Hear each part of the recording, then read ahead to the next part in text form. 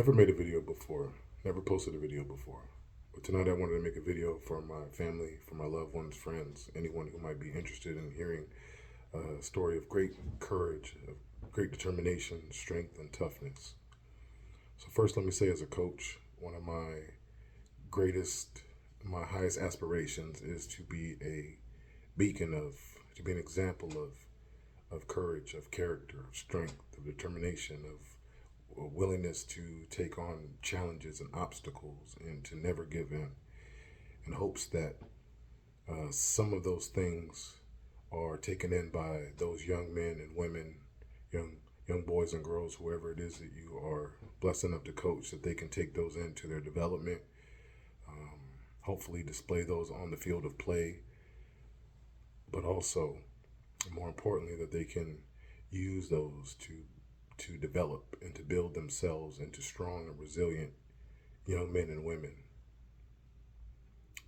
And as a father, particularly a black father, brown father, indigenous father, it is incumbent upon me and us, as one of our top priorities and number one goals, is to instill those same lessons in our children, particularly if we have young male children, to teach them what and show them, be the example of manhood, of courage, of determination, of resolve, of willingness to never give up, always pushing forward, and hope that they can develop from that toughness and strength and resilience that they can display on the field of play, but as a father, more importantly, display in their life as they mature and matriculate into this world. And so the story I want to share with you today is what I've witnessed over the past 2 weeks. Imagine that your goal is to make it to the state tournament, and you've trained your body and you've trained your mind. You've worked hard at practice. You have done extra, gone above and beyond, did things in the off season, got extra practice in, got yourself in the best shape that you've ever been in your life, in hopes that that hard work would pay off. That you've had a great season, and then right when you get up to the tournament that's going to help you realize your goal, which is to make it to the state tournament, something goes wrong. And I was trying to think of a way to give an analogy to help understand what I'm talking about.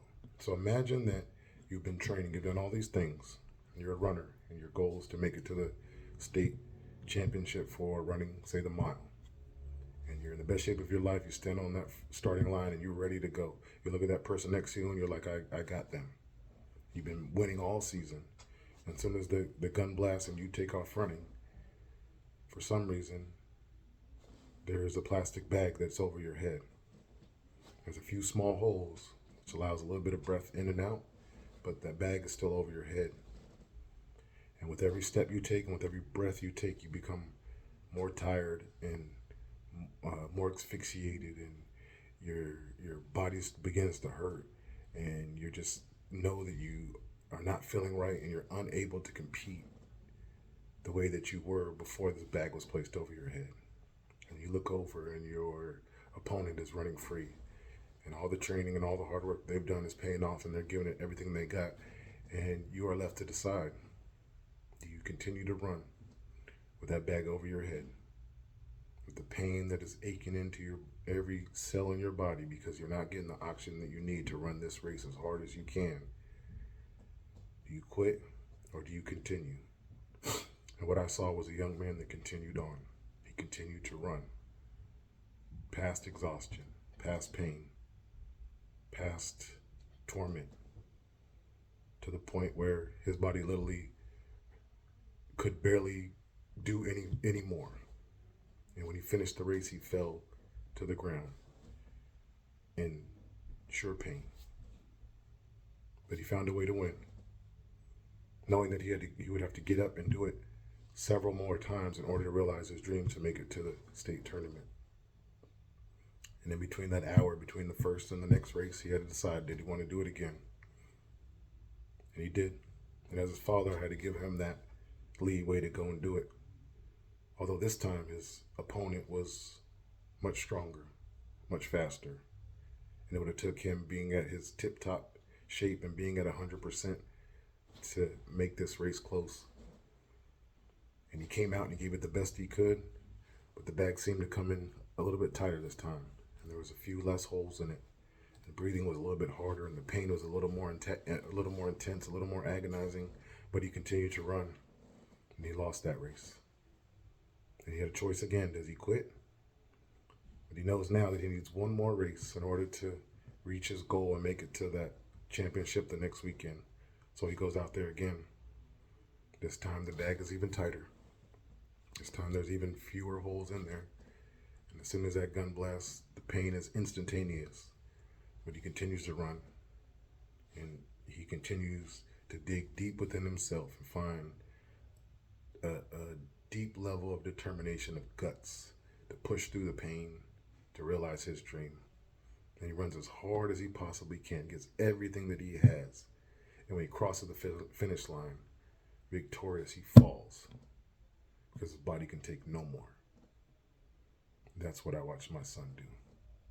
I watched him lay there on the brink of consciousness in agonizing pain because he gave everything he had to reach this goal that he had been working for 3 years. And we went to the doctor, tried to figure out what was going on, found out some kind of respiratory thing. His lungs had overinflated. He wasn't getting the oxygen that he needed. The doctor said, we'll give it a week, see what happens. If he feels like he can do it, let him try. So we went out there today, the greatest of hopes. In the first match, looked like he might be feeling a little bit better. He might have a chance to go ahead. Maybe the luck was on our side. Maybe things had passed. But it was evident quite quickly that it was just getting started. He pushed through, found a way to win his first match. Came out to a second match. Came out, began to dominate the other young man. And that plastic bag just instantly tightened down. And you could see the pain hit him. And he fought to hold on. And he fought through the pain. And he fought through the agony. And he did everything he could to hold on. And that last second, the young man passed him, got the victory. He could have quit. He decided to get up one more time just to give it a shot. And went out there against possibly the biggest and the strongest opponent he had had thus far. And he came out there and it was instantly evident that the bag had tightened all the way down. And he pushed himself and he dug deep as he could again. And he fought again. And he was in pain again. And he refused to quit again, to the point where, as his father, I had to step in and say, enough is enough. But I can tell you,